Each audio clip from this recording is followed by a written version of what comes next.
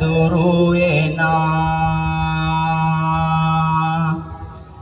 යන්නේන අතරේ ඇවිත් නොබගේ නමද ග්‍රාමය ලියන්න හැකි වෙනවා පින්වතුනි මෙලෙසට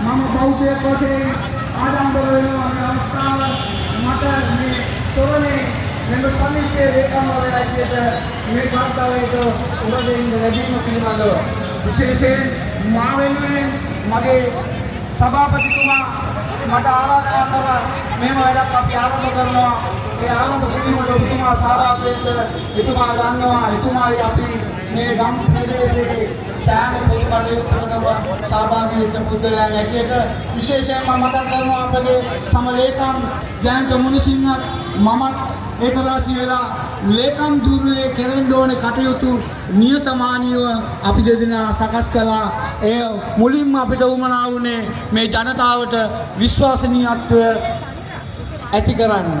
එනම් අපි මොකද්ද කළ යුත්තේ? අපේ මේ සමිතිය අපි ප්‍රාදේශීය ලේකම් කාර්යාලයේ ස්ථාපිත කරලා ලියාපදිංචි කිරීමෙන් අනතුරුව අපි අපගේ බොරැල්ලේ ලංකා බැංකුව අධිශේෂ ශාඛාවේ සමිතිය නමින් ගිණුමක් ආරම්භ කළා.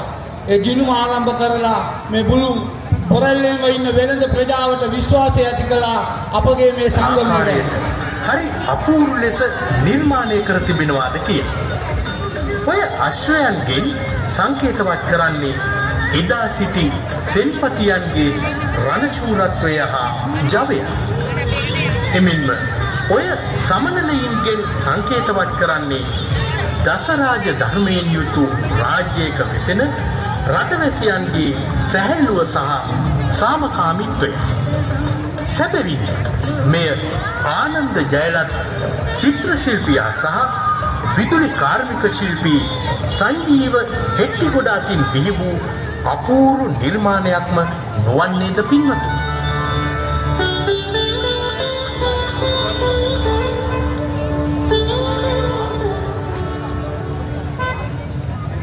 තිලෝව